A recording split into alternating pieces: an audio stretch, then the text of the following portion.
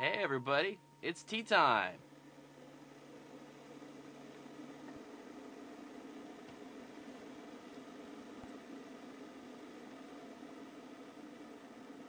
All right, hey everybody. My name is Matt Swift, and this is Tea Time. This is just a new, fun little live show that I'm doing here on Sunday mornings because I like tea, and I'm usually sitting here drinking tea at this time on a Sunday, and so I thought it might be nice to just log on and talk about some stuff and invite other people to come and talk to me. But then also have a cup of tea. Also talk about maybe the tea I'm drinking, and we'll talk until I drink all the tea, and that'll be the end of the show. So I invite other people. Make yourself a cup of coffee or a cup of tea. Sit down and join me. I know right now on the if you turn on the television, there's lots of news going on. And so you can watch this and watch that. You can, get a distraction from all the news that's out there in the world and just have a conversation with us here. So let's get started. So the idea of the show started just because I wanted to have a way to just have another conversation with people about topics that are going on, give people a chance to communicate and be a part of a live broadcast. Facebook's lives medium is kind of bringing back, public television in a way. And so let's just use this the best we can. If anybody logs into this, they're not from Columbus, Ohio. That's where we are. We're at Columbus, Ohio, in the United States of America. So, if you end up stumbling upon this from afar, we say hello to you across the globe. So, today, I just want to give a brief introduction to the tea we'll be drinking. Today I decided to start off with a very specific tea just because there are some other conversations we can have around this that are important to me. We'll try different kinds of teas, loose leaves, bag teas. I drink all kinds of tea. I don't discriminate against tea. Pretty much all tea is good. For me, mostly all coffee is good too. I'm weird like that. I'll drink things. What you'll see today, I'm going to do some cream. I'll do some sugar. I'll do some honey. I'm going to mix it up because I pretty much like tea and coffee and pretty much every variation that it comes in. It's just a delightful treat. So today we're going to be talking about. I'm going to be drinking Ajiri tea. So this is an amazing tea. Mostly they have some green tea and some chamomile that you can order online. I'm able to pick this up locally through Whole Foods, and they have their black tea and their black mango variety, and they also have a few others as well. They do sell a coffee too. If you're interested, you can get that online. The cool thing about this tea is that 100% of all proceeds from this tea goes to orphan education in West Kenya. That's pretty amazing. Like the people there are growing the tea, they're doing all the processing, and then all that money goes towards orphan education in West Kenya. The other really cool thing that's a part of that here is I'm going to move the tea bag here because I've actually got some loose leaf over here I'm going to throw in here in a second, which let's go ahead and do that.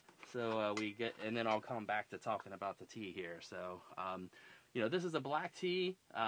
It tends to be recommended to steep for about 3 to 5 minutes. I've got my handy electric kettle here. I love this thing on the top of it, which you can't really see. It has a programmable temperature, and I especially like coffees and dark teas. I like to do that at about 90 degrees.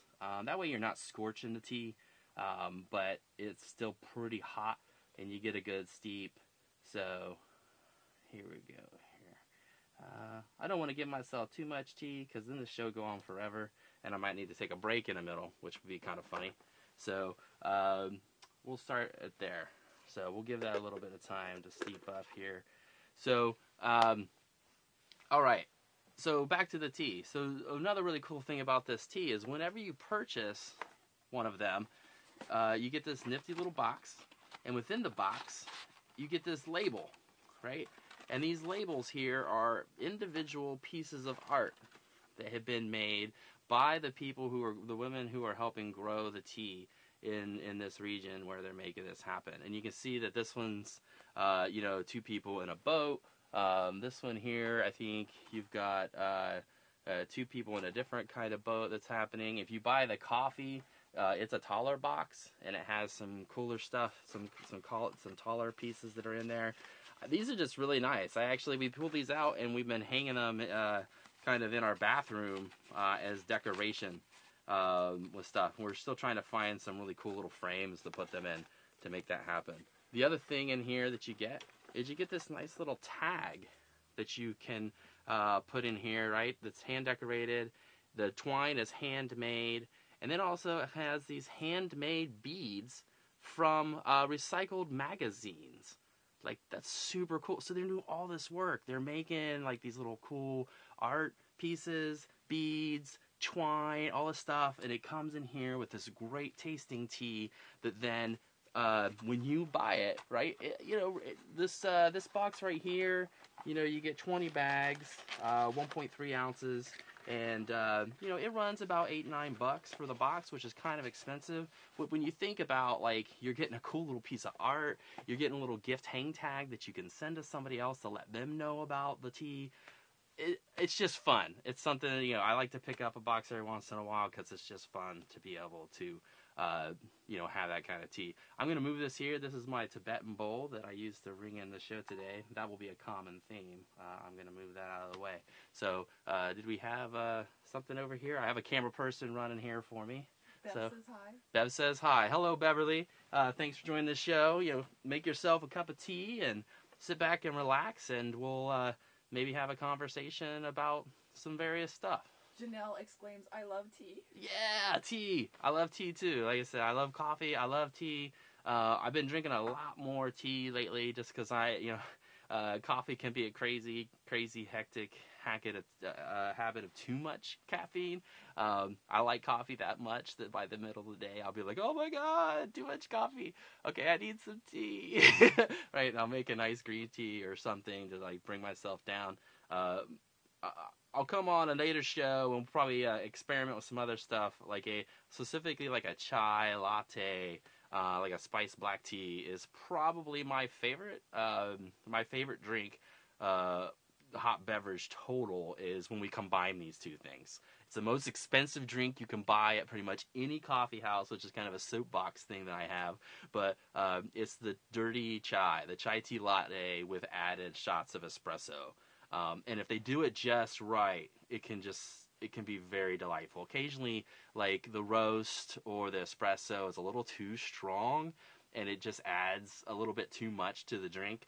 But lately, I work at OSU, and there's a cafe in my building in Haggerty Hall, the Crane Cafe, and whatever mix they're doing there with that chai latte and the double shot of espresso, it's like, oh, it's like heaven. It's but it's like $5.50 for this cup of stuff. I'm like, oh my gosh. So I don't do that all the time. I do it when I really want to spoil myself and make stuff happen. So cool. This is a note for the next show. I probably need to get a small little tea timer for myself. I'm not sure. How long have I been running over here? 9 minutes. 9 minutes. All right, cool. So we probably got enough to make this happen. So what I'm going to do is I'm going to just go ahead and start, get some little tea. And just start with it black. Just get a nice little flavor, nice little taste. Let's see what we got here. Probably needs to cool down a bit. All right. I'm weird. Every time I pour hot tea, I think about, like, you're not supposed to sit there and blow on your tea necessarily. You're not supposed to necessarily sip on your tea. It kind of ruins it, and it's noisy and impolite. So you should just let it cool down naturally to be able to drink it. But if you do that 90 degrees thing, it'll, it steeps at a good temperature. It's not scorching the tea. And then it's actually, within the 3 to 5 minutes of pouring it, you actually are able to at least drink a little bit of it and warm up a bit. We'll get into it in a later show, hopefully when I get to some green teas. Like, they like different temperatures and stuff. And so we'll talk about, like, cool ways to do that. Like, there's some neat videos online where we can talk about that. So this is a black tea. And it's very light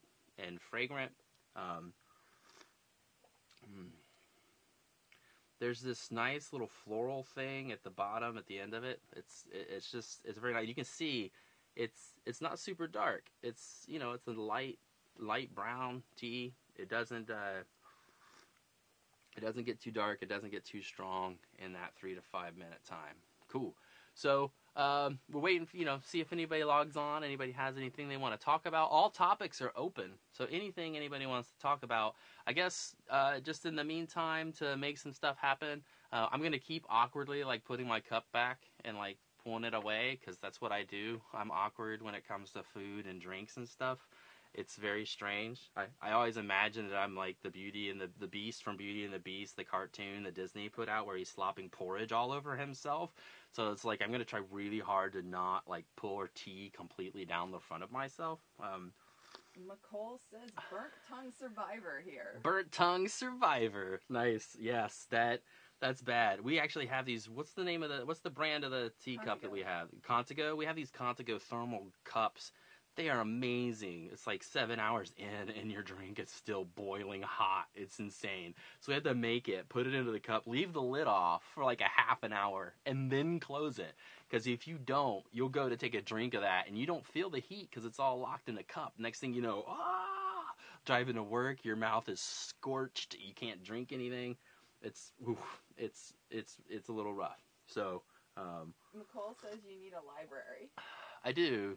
A little library behind me or something, or a little library of books or teas or something. Maybe we'll do that. We'll make like a little shelf over here to one side. Hey, I have to practice my weatherman techniques. See, I can see myself on a monitor, but like, I'm thinking, oh yeah, the book's over here. Nope. It's reversed. It's books over here. Yeah, we are still working on mise en scène here. So this is a studio that's our private little studio that we're putting together through Nicolette Cinematographics, the company me and my wife run, that do video production here in Columbus, Ohio, as well as art film and some other stuff. We're working on our first feature slowly, it's winter here, right? And so there's lots of paint. This room only got so far before it got so cold and the humidity and the dryness that like, okay, we need to wait till like April before we can paint and hang all the other stuff we need to hang. So hopefully at that time, this show, and then another show that we do is actually my wife's show, Siva's Creative Lives, that happens on Sunday nights. It will happen in a space, and we'll be able to, make the space look a little better and, kind of refresh it and make it unique for each show. That's the way this is going to operate. Is like I'll be doing this show on Sunday mornings, opposite of her show on Sunday evenings every other week. So she actually has a show next week with Michael Watson, a local comic book artist, on Sunday night, and then I'm doing this show this week. I'll do that the week after. So, and that'll be the morning of the Oscars, which, since I'm a film person, I may or may not talk about that. I don't know. I don't always tune in. That's a topic within film studies, whether you watch the Oscars or not, whether you think it's a big deal. So, did we have a question or anything from anybody? Said, like in Beauty and the Beast, you need the library from Beauty and the Beast. Oh, yeah. Yeah, the library. That might be nice. So, a little candlestick and a little clock guy. We might be able to make that happen. I got a friend that does murals, so maybe I'll just be like, hey, do some more stuff for me, please. I'll find a way to pay you back somehow. Paint me a mural of the bookcase. Legit question. Okay. Okay, cool. What tea do you feel is the most like coffee? Ooh, that's hard. Tea that's the most like coffee. Who asked this? Nicole. Nicole, do you have a suggestion of what you think what tea is the most like coffee? I mean, really, it's a black. If you can get a black tea, it really depends. Like I've had some really dark, like some really hardly roasted, kind of like a lychee tea. Some of these like dark teas that come out of China.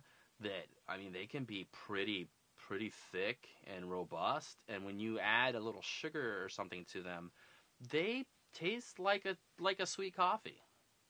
So I would say that would be, for me, that would be what I would suggest. Like, a dark lychee tea from China that you can then put a little bit of sugar in. That's not bad. It tastes like a sweet coffee.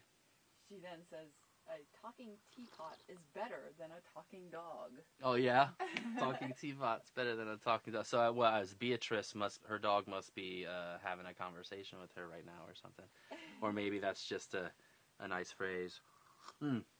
That's one thing I forgot about this tea. So they got some cool stuff here. Another cool thing that I totally forgot about. So Ajiri actually means to employ in Swahili. Which is pretty cool. Like if you look it up, it says like hire or rent, so it's like to employ. So the tea is called basically employment tea, right? Because it's giving jobs to people, and but then it's also providing this education. And the other thing I forgot is the card that the art comes on. It has a little African proverb on the back. So the first one here is, if you want to go fast, go alone. If you want to go far, go together. I think that's a really awesome quote for today. This is, and then the cameraman's turning on the audio on her phone. Sorry, So, it won't go away either. Just plug your headphones back in. Yeah, but I'm over here too. Oh. See? So, turn the audio off on the laptop. Just hit mute. So that's a really good one. So if you want to go fast, go alone. If you want to go far, go together. I think that's just a really great theme for today. There's been a lot happening in the world recently that I think that's just a really important message. I'm just curious. I don't remember what this one was. This one is, if you think you are too small to make a difference, you haven't spent the night with a mosquito. That's pretty accurate. So, we once did some work for one of the churches here locally that they were doing a whole thing about mosquito nets that has some really cool programs for providing mosquito netting for people in areas where they have to worry about malaria and other kind of stuff. So that's definitely something to think about. Mosquitoes are very small and they can make a huge difference. So, do we have something else? McCall says, I'm almost exclusively a coffee drinker, but I will do Earl Grey with cream. Yeah. Earl Grey with cream. I would agree that if you do a nice Earl Grey with cream, you can get close to coffee there. I'll do Earl Grey just plain, light steep.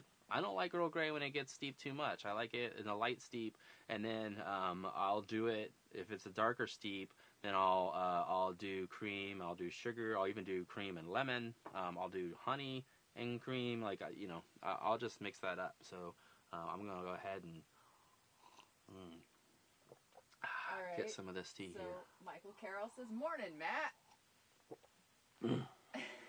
Morning, Michael. Hope you're able to pour yourself a nice cup of something hot and relax for a little bit before the day gets started here. I'm going to pour a little bit extra in here and move on. Let me see. I'm going to go ahead and mix this up a little bit. I think this is my honey here. I'm going to go a little bit of honey in the tea. All right, a little bit here. Right. Ooh, right. Try not to make a mess. Yeah. Okay, while you're doing that, McCall asks, tea leaves versus herbal infusion.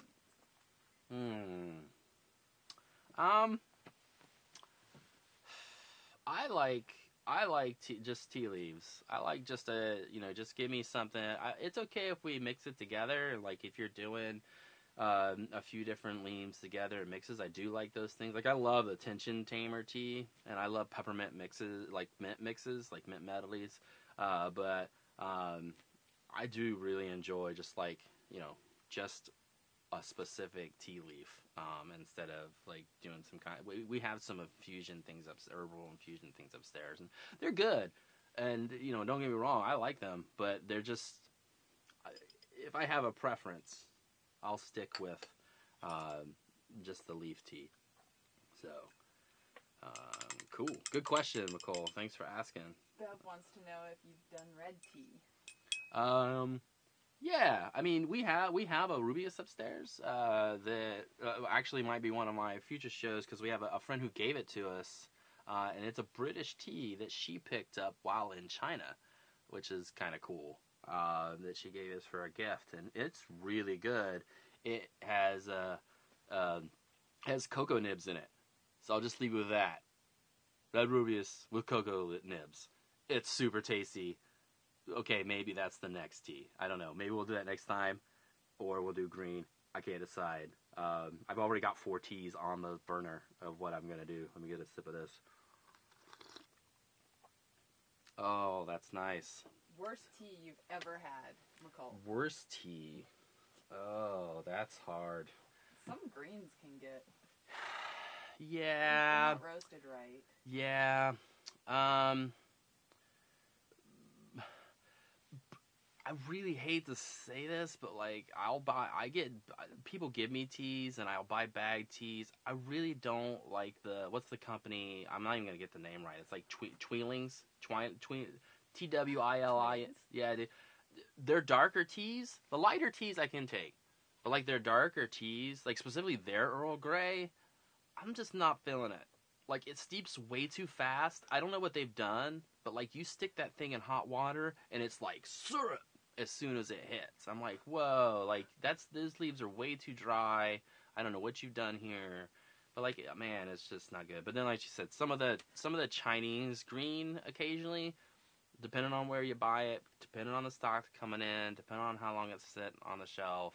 Like, because I'll actually go to the Conversation Market, Yolee's, some of the other places in town, and you know, it just depends on how long it's been there, and how fast you're drinking it. Some of that stuff can get most of the time it steeps too fast, and so you're just like, oh, this is not tea. This is like syrupy grass water, which is not very pleasant for the palate. McCall is on right now. Yeah. Oh my. She's making jokes. Anyway, my wife Nikki here she's running the camera. If you hear the slightly higher voice every once in a while, that's who's chiming in. So. Cocoa Nibs, that's my drag name. Cocoa Nibs. Oh, jeez. That's just too much information. TMI. That's good. That's good. I hurt now. Yeah. Oh. I once had some fermented nasty that tasted like armpits and old socks.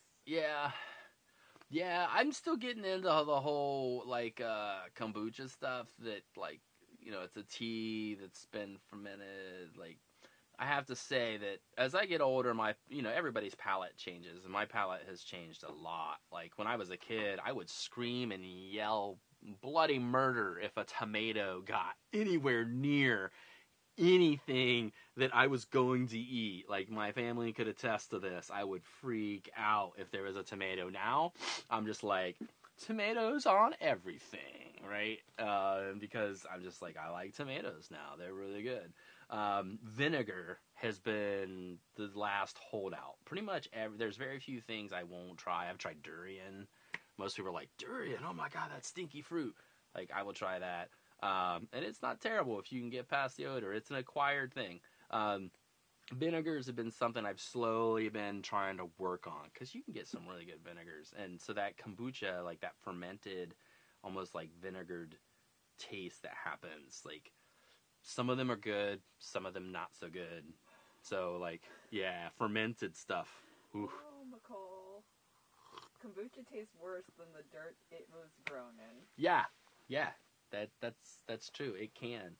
So I have had a few that were actually pretty tasty though, because they're like fruit infused, and they can be pretty tasty. So cool. All right. Well, I'm gonna have some more of this. The camera person is out of coffee and in crisis. So okay. Well, share? Yeah, we can share a little bit of the tea here. So we're gonna have a magic go off of the screen a little bit. Right. That'll help. So all the tea is gone. Woohoo! That helps. So, what? I'll talk about more stuff. McCall Cool. says she's caffeinated. Awesome. Yay! Caffeinated. So, cool. If you go to Ajiri's website, it's just ajiritea.com. It's AJIRITA.com. You can find out more about their teas. You can find out more about the Ajiri Foundation for West Kenya orphan education, and just more stuff. And they also, you can buy the tea straight from them. You can buy the coffee from them. They have a cool little box set. It's like $40, and you get like a coffee and 2 teas and this nice little pretty box, and they all have the individual art on them. Like, it's pretty nice. So, one thing, one reason I chose this tea is just because it's super cool. Like, I was like, this is a super cool tea because of what they're doing with it. Really changing the ball game for, what tea can do. And I like unique things when I get stuff. Like, eventually I'll bring in an old standard of mine that's unique that I've been drinking for years since I was a little kid. It's how I got turned on to it. And we'll talk about the uniqueness of that. I don't want to spoil it at this point. Another reason that I decided to talk about this tea is just because of the orphan education thing. Just topics around refugees, orphans, foster care is just something that is very important to both me and my wife, Nikki. We're always drawn to those things. Like, specifically, I got my t-shirt. This was a blog Nikki used to run. Orphans Are Everywhere. This is a t-shirt I designed for her. And I spent a few years ago, I spent 2 years watching the top 20 box office films for the decade of 2001 to 2010. So that's 200 films. So you're looking at 2001, and you're looking at the top grossing film to number 20 top grossing film. And I did that for the whole decade. It took me about a year and a half to watch all those movies. And some of them pretty good. But then, you get down to the bottom of the barrel. I actually didn't watch feature-length films for like almost a 2-year period consistently after that, because I was just like, oh my gosh, I can't sit through another film at this point. Like, I'm seeing all this stuff. It was just too much for me. When you get to like Spy Kids 3D and Chipmunks the Squeakquel, and I couldn't handle it. I had to switch to TV and serial type of stuff for a while. But I did a whole research project because one night we were just sitting at TJ's studying it was like our master's program, I think. And we were big fans of Naruto, an anime out of Japan. And Harry Potter had been out for a little while. And we talked about, when people ask about Naruto, I'm usually like, hey, it's like Harry Potter, but with ninjas. And instead of Voldemort being this person outside, like the demon, the nine-tailed fox is inside Naruto. And so it's kind of like a different in cultures, but that's like an easy way to explain this show, right? He has to learn to overcome it and get people to accept him and blah, blah, blah, all this other stuff. And also live in the shadow of the fact that, like, he's an orphan, and which is the big topic, right? So Harry Potter orphan, Naruto orphan. We're like, whoa, there's a lot of orphans out there. That's really interesting. And I don't think they ever call them orphans, which is very bizarre. And so I went on this mission to look at these 200 films overall. And, I've actually given a presentation on this at a few conferences. You can actually go to academia.com or .edu, whatever it is, and you can see my presentation file. And then also if you go to mubi.com, mubi.com, it's kind of like a place where you can talk about films and get trailers and have discussions about films, but then also they have some streaming stuff there too. You can search my name, Matt Swift, at mubi.com. I'm user 142265. But then there's also a list there that's like orphan films from 2001 to 2010. There's dashes in between there, so orphan dash films dash from dash 2001 dash 2 dash 2010. And there's a list of all the films there, and basically I looked through them, and each year, so if you look at just the top 10 films in that decade, so top film of 2001, top film of 2002, top film of 2003, 7 out of those 10, the major character is an orphan, right?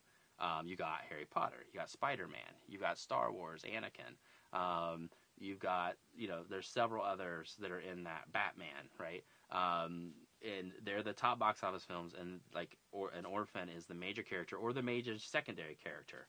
as in like Pirates of the Caribbean with Will Turner. So that's pretty crazy. 70% of our top box office films for a decade, the major character was an orphan, right? If you look at the 200 films total, the top 20s, 87 out of those 200 films had a major orphan character, either the main character or the second character. And when I say an orphan character, I mean specifically a character where they are experiencing parental loss, and typically dual parental loss. And they're expressing it in the film, and that expression within the film changes the plot in some way, right? It happens all the time. Like there's a film with Sandra Bullock called The Proposal. The whole first half of that film you just can't stand. I love Sandra. I think she's funny. I like her as an actress, just the character she plays. And plus it's probably because like she kind of came in when I was coming, like growing up too, so there's kind of connection there. But like in this film, she's just this really mean person. She's very mean. No one likes her. You should not like her as an audience member. But halfway through the film, she's connected with this family that she's like basically forcing into like her being married to them so that she can get her green card. And you find out she's an orphan, right? And this is why she's so mean. It's because it's a defense mechanism. And at that point in time, there's a total role reversal. You care about her. The rest of the characters start to care about her more. Like there's something that happens in the plot lines where you start to actually root for her at the end, and that's what happens in a lot of these films. And so that's it. So this is a research topic of mine that I've been exploring for a long time. Is this proliferation of orphan characters in film and television, and specifically because within the world of film studies, there's a metaphor that's used. And it's not even within film studies. In our world, period. Right around the 60s and 70s, there are several social and humanities-based fields in support of the foster care system and the kind of breakup of the orphanage system. They decided to move the name to refer to everyone as foster children in support of that system. But with that, the term orphan kind of lost its meaning, right? Orphans became foster kids. Even though orphans can be a lot different than foster kids, orphans became foster kids in the public eye. If you were to look up research through EBSCOhost or anything online from like the last 30 years until recently, you type in orphan, you get like medical journals and stuff like that about different biological things, but nothing about people until really the AIDS epidemics hit. That's when you start to see orphan kind of come back in, right, where there's these AIDS orphans in Africa and other places. And so the term starts to develop, but in that time, things like the orphan drug policies go into effect, and then also the film industry, the whole saying nitrate can't wait kind of fails in their idea to preserve films, and so they then take on the kind of terminology of orphan films to suggest that films that have had their copyright abandoned or have just been kind of lost to history are classified as orphans, and there are films that we should protect and save in some way. And so a lot of this research is to try to say that, hey, okay, so orphan films, okay, right, there's this history for 25 years of it meaning these inanimate plastic film reels that don't have any kind of protections, but we also have a whole genre of films that are about the actual humans that term applies to. So, and I've been trying to work on an article to kind of bring that to light. So that's another reason why this kind of topic is important. So that was a lot. Have we got any questions or anything at this point? Bev said you're not thinking of Annie of Green Gables, and I think that's simply because you didn't go back that far. No. So I could go back even further. This is looking at 2001 to 2010 to just kind of create a data set. I mean, watching 200 films took me a year and a half, and that was exhausting to do. Take notes on all of them, do all the research. If you go back and you look, The orphan tale is actually one of the oldest tales in society, right? So when you have people that first start telling stories, you have the man, you have the woman, you have the child, you have the village. And then one of the first things that come up is suddenly there are these children that don't have any biological connection. What is that? That's an orphan, right? And if you look back through our religions, you look back through our mythologies, there are countless examples of orphans that show up and are a part of these stories, because it's something we can identify as a type. It's one of the oldest types that exist. And it kind of moves throughout our history in a certain way, but where we can really start to track it is when we get into kind of the Victorian age and industrial age with a lot of the novels that come out with things like Oliver Twist, and oh man, I'm blanking on the other, Great Expectations, where suddenly we have these larger kind of urban areas, and within them children get lost and end up on their own for some reason or another, through abandonment or loss of parents because of the work or because of other reasons. And suddenly there's this visual representation of parentless child within our environments, and so the trope kind of comes back alive. It tends to circle around those ideas of alienation, right? We have these urban areas that this happens in. Around the Great Depression, we had this thing called the orphan trains, where, like, in New York, there was such a large amount of orphans that they would put them on trains and ship them to the countryside and stand them up and auction them off to farmers as labor, basically, as live-in labor, to provide them a home and get them out of the city. So at that time, suddenly orphans come back alive again. That's why you see Mickey Rooney and Shirley Temple playing in these roles in the 1920s and 30s and 40s, that most of their characters have some kind of parental loss or they're an orphan in some way, right? I haven't been able to look into that period after that, where, in the 50s, 60s, and 70s yet, just because I don't have as much history there, and so I would need to go through and look at a ton of those films to kind of understand how that happens. All right, so first Nicole said, Little Orphan Annie needs to be redone as a dark superhero. That's funny. Question, with a giant A on her chest or something, or giant O. It needs to be an O, I think. Yeah. Janelle, why do you think that the orphan idea is so popular in narrative?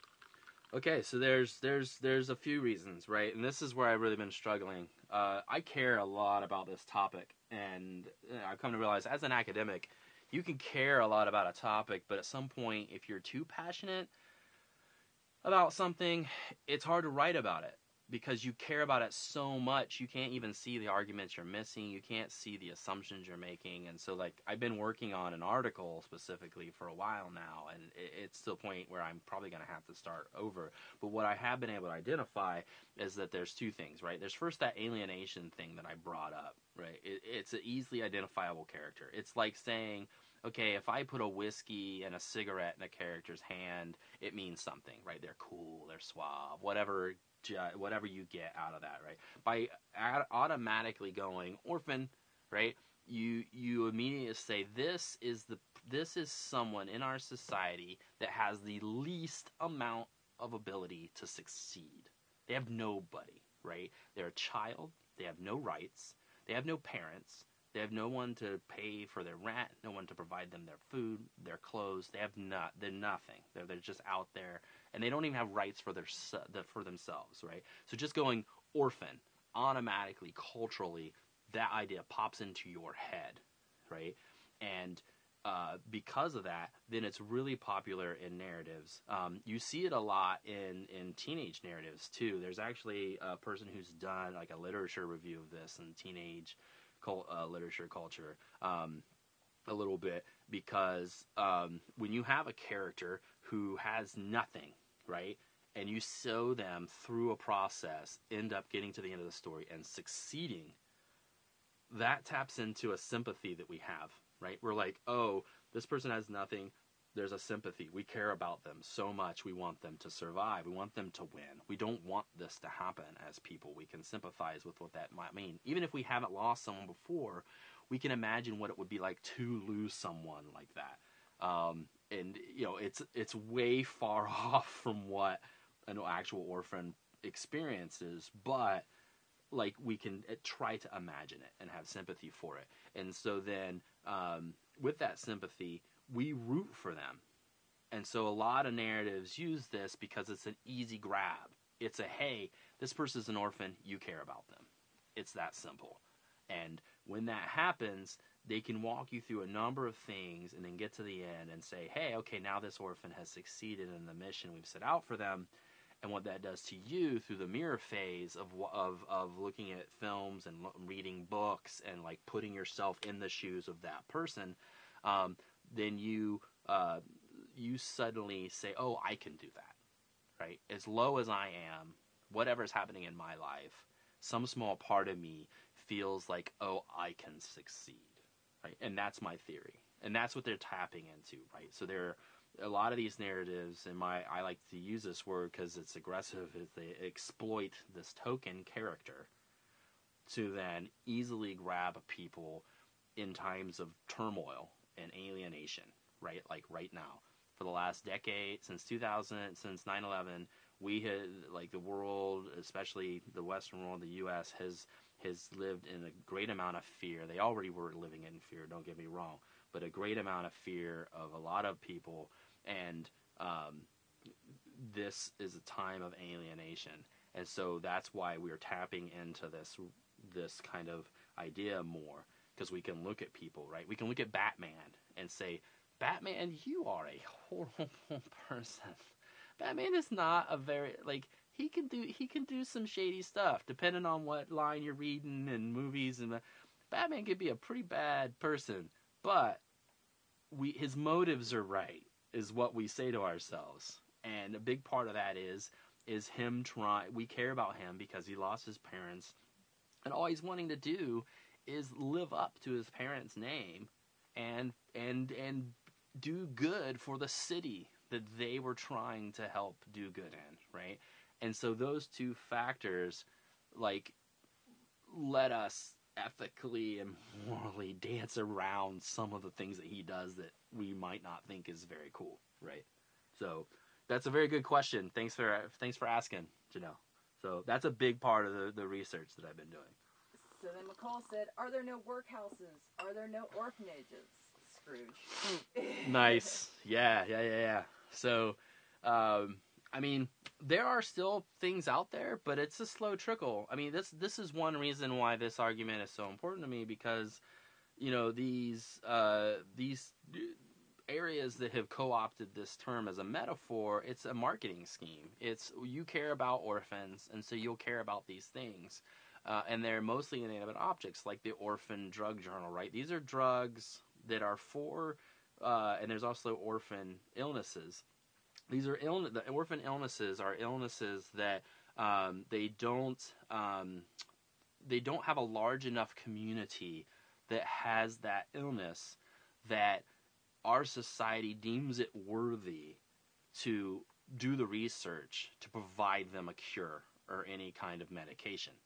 And so then there might be drugs that happen the same way, right? It's a drug that was developed, but because there's not a large enough community that would use this drug and its effectiveness, then it becomes an orphaned drug as well, right? So, yeah, there are these abandonment issues, but really, for me, that's a derelict, right? If you wanted to argue semantics, these are derelict films, these are derelict drugs, these are derelict diseases. These are things that are being purposefully left in a wake somewhere. That's like a derelict ship, right? Left out in the ocean to like be by itself and just whatever. Nobody cares about it. Everyone's ignoring it, right? That's different. That's a purposeful abandonment, right? Orphans, they don't ask for this. Orphans don't go, oh, I woke up today. Can someone please take my parents away? No. That's like a huge oversight here in using that metaphor.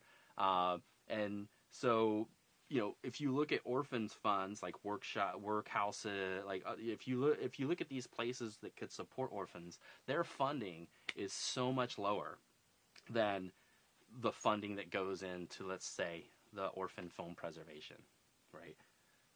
There's a lot of money goes into preserving orphan films and to fighting for orphan drugs and illnesses. A lot more money than what typically goes into supporting actual humans who would be classified in this system. And it's because like they have no rights of their own, right? If you're 15 and you're an orphan or you're in the foster care system, you're a ward of the court, you have no rights, basically. You have the little bit of rights that the government has given you as that designation, but you can't really act upon those rights. Those are rights that are monitored through some kind of other agency that then keeps you moderately protected in some sort of way based on what our society has deemed what that protection should be, right? But like you can't vote, you can't go out there and say, hey, look, I'm 15, I have nobody, like I need to speak up and say things, right?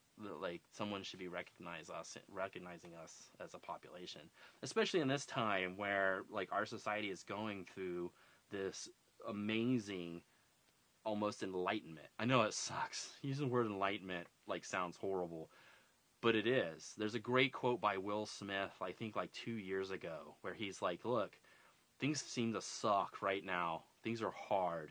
Conversations are hard. Everything seems really hard, and we're all at each other's throats. But guess what? We have the means to communicate.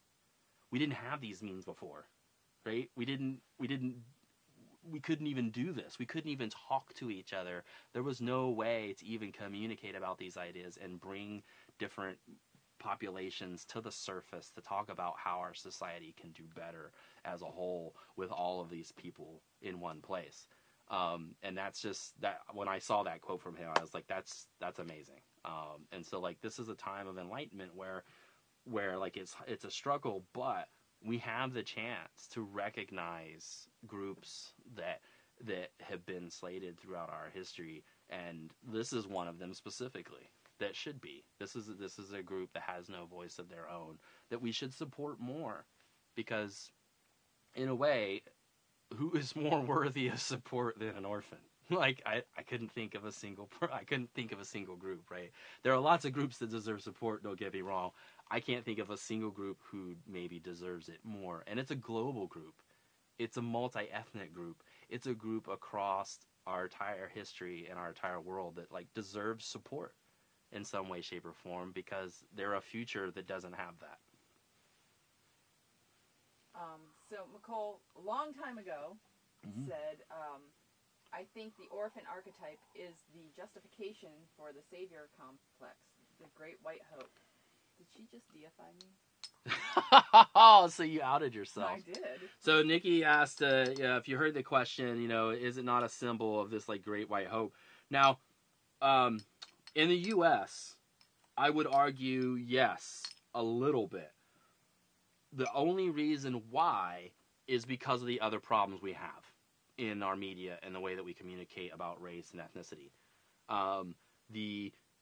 The Great White Hope complex isn't necessarily applied to orphans. It's applied to the protagonist of all of our stories. Orphans just happen to be a part of that. Now, I can't bring it up specifically. I'm sure I can find an example. If you gave me 20 minutes, I could find you tons of examples of television shows, narratives, films that have people of color and gender that are orphans. Specifically, like if you're looking at the example I did with Sandra Bullock, right? She's the orphan there. Man, I'm really thinking about. Let's go back to Fast and Furious, right? Most people don't realize that Vin Diesel's character and his sister are orphans. They bring it up very subtly in the first film, and that's why that car is so damn important to him, because it was his dad's car, right? So these are people of color and people of gender that's there. So like, I can see that that's there, but then when you look at other parts of the world, they do this too. It's huge in Japan. It's huge in tons of different places, just because it's such an identifiable character, and the savior complex is tough, right? To say savior, most of these stories aren't about saving anybody but themselves. Now, when you're talking about someone like Batman, right, saving himself is intimately connected with saving Gotham. So that's a savior complex. But when you talk about something like specifically like the proposal again, I just keep bringing that up so I don't have to bring in other examples. Her whole thing is just she's trying to save herself, right? She doesn't want to be alone anymore because she's been alone for so long. She's untrusting, and she's going to lose her job and be kicked out of the country, right? There's no saving anybody but herself. And that tends to be something that happens, right? Ratatouille, that's an example. Ratatouille, he loses his family. He thinks he's an orphan, right? Because that's even part of it, right? You spend the entire film thinking he's never going to see his family again. They could have died in the flood that happened that separated them. And so his whole thing is just to save himself, right? And the major motivation of most orphan stories are to reclaim the family, right? And that happens. From the experience, the little experience we have, right, that shows like orphans, they want to make connections with people. They don't want to be alone. They want to create family. And so that's the one true element that happens in most orphan tales, is that they want to claim family. The problem is that almost like those 87 films, I'm pretty sure 100% of them, they end with some kind of reclamation of family. Like Mr. and Mrs. Smith at the very end, that whole film, like I didn't really like either Brad Pitt's character or Angelina Jolie's character, but I tended to not like Angelina Jolie's character more, just simply because she just seemed so much more vindictive, and that's the film's fault. The film specifically kind of made her more vindictive than he was, but then you find out why at the end. They're in a car chase. I think it's like 10 minutes before the film. So I don't want to spoil if anybody's not seen Mr. and Mrs. Smith. But like they're running for their lives. They're at each other's throat. They've been married. They're spies on opposite teams. They've been working against each other, and they finally realize it. So they're fighting each other. But then they have to work together, and they're in a car chase. And she's like, "Hey, remember our wedding?" He's like, "Yeah." It's like, "Those weren't my parents. I hired them. I'm an orphan." And at that moment, suddenly there's an acknowledgement a little bit in the actor's face with Brad Pitt and with Angelina Jolie's face. And then that last few minutes, they work together, and it changes the mood, right? And suddenly they become partners in a way that they had never been partners before. And so now she has a family, right? She finally has been able to make a connection with him because she confessed her orphanage heritage to him. So most of them are about that. Now, that gets tied into things, right, that happen with a lot of the Marvel characters. Like half the Marvel universe is orphans. And, that kind of like the Great Hope, the Savior complex is a huge part of it. But what I find is that it's mostly about that pulling yourself up from the bootstraps. You're so low, and you can make it out of it. In a way, it's a manipulation. It's a manipulation of us as the main viewers of this material that says, hey, it'll all be okay, right? As low as you are, look, even an orphan can make it out and get a family and be loved, right? The best part is that the very last line of Charlie and the Chocolate Factory with Johnny Depp is like, there was all this great stuff that happened in the last line, and best of all, Willy Wonka finally had a family. That's what the whole thing is about. It's about he finally had a family. So then Nicole, I think we lost all of our audience. So then Nicole said, My Fair Lady, Daddy Longlegs, The Secret Garden come to mind. And we've missed several comments. Yeah. Janelle thanked you. Awesome. Then Nicole said, I believe we're headed for a revolutionary renaissance. And this is back when you were talking about enlightenment. Yeah, I agree. She said, we are also headed for a generation senior citizens as orphans. Yeah, it's possible. I mean, that has already happened in Japan. So a lot of the people who had been writing the manga and the anime for a while are people who came out of the bombings in World War II with Hiroshima and stuff. And so, like, they know what it's like. And so they're now grown up in this world. And now if you look at a lot of those characters, they're coming out of, like, real-world experiences from the authors because they know about it, or they knew somebody or a family member or something that had gone through this experience. And theirs is different, though. It's weird. Like, there are some things that are about proving yourself and about having the family thing is there, but there is definitely a portrayal difference between, like, the Western and Eastern cultures. And I think it has a lot to do with, like, the spirituality and the cultural differences and how that we look at where there's an outside force versus an inside force. Like that example between Harry Potter and Naruto, where it's like, as someone who's struggling, I have to be able to fight the forces within me and succeed, so that I can make connections with the world around us and people will love me.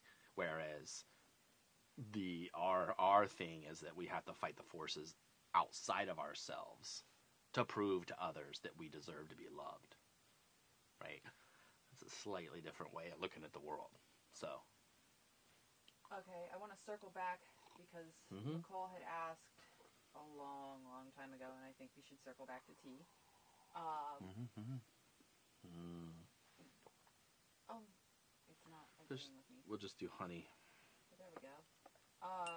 So, We're almost if done. Black Panther was a tea, what would it be? Oh, that's tough. And we're actually planning on going to see it tomorrow night. We didn't actually get to go see it. I know that you got to see it last night, Nicole. So, I mean, I would have to, of course, see that before I could make a good argument. Do you have, Nicole, if you're still there, do you have a suggestion of what kind of tea it might be? It's a little bit less. I think this is going to be the last bit. It's going to be a little gritty. Nothing like cherry tea. There we go. Cool. So,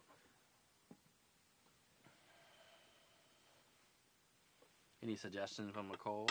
Was she still there? She's back. Okay. Or at least I can see her now. Yeah. So she said, LOL. Yeah. That's fine. We are planning to go see that tomorrow night. Actually, in kind of preparation for Nikki to be working with Michael Watson next week, because we figure he's a big comic book person. Most likely, that's going to be a subject that's going to need to come up and talk about. And it's great. I mean, these films that are coming out in this way, like, it's everything. Like, you're going to get haters. You're going to get people who are over exaggerating the significance of it. Everything is on a spectrum. That is my belief. There's a spectrum, right? And you're going to have these spectrums that happen about what this film means to have come out in this way, and the kind of things that it's saying and the way it's portraying these characters. And you've already got some of that's happening on social media, where people are trying to get people to not go see it because of things that it's saying, and it's just completely ridiculous at this point. If we all can't go and share, the power of the theater and the cinema is that you get, anywhere from 5 to 100 to 300 to 400 to even more people in a room, all sharing an experience at the same time. And yeah, we all wear different color glasses when we watch a film. It's all based on our own inner experience, our own inner thought process. But you can't deny that when a good film reaches out and makes everyone in that audience laugh, or everyone in that audience cry, that's a shared experience that surpasses pretty much most of the other junk that we deal with when we're trying to interact with each other. And so I hope that I'm looking forward to going and seeing this film, because I'm just excited. I want to see what kind of things are happening here that can really bring the whole audience together to, like, root for this character, to see what the significance of this film is really going to be, right? Nicole's guessing that it would be an African tea. Yeah, of course. And then Black Panther is upping the cosplay game. Oh, yeah. there's some really cool cosplayers out there. Like I was talking to Michael Watson had posted something about CBS Good Morning America had a bunch of people dressing up in Black Panther kind of cosplay outfits, and I was telling him, like, he has this character Hotshot. I was like, hey, you should get a hold of these people here that we're all friends with to do cosplay and make outfits. Like, have them make a Hotshot outfit. Like, you know, there's so much is going on with cosplay. Like, I wish I was more connected to that. I have lots of friends that are part of it, and we, you know, I occasionally will dress up and do stuff, but, you know, that's a lot of work. That's a whole nother hobby and lifestyle that you have to be a part of and take time in. And I'm too busy like painting and making videos and other stuff like that.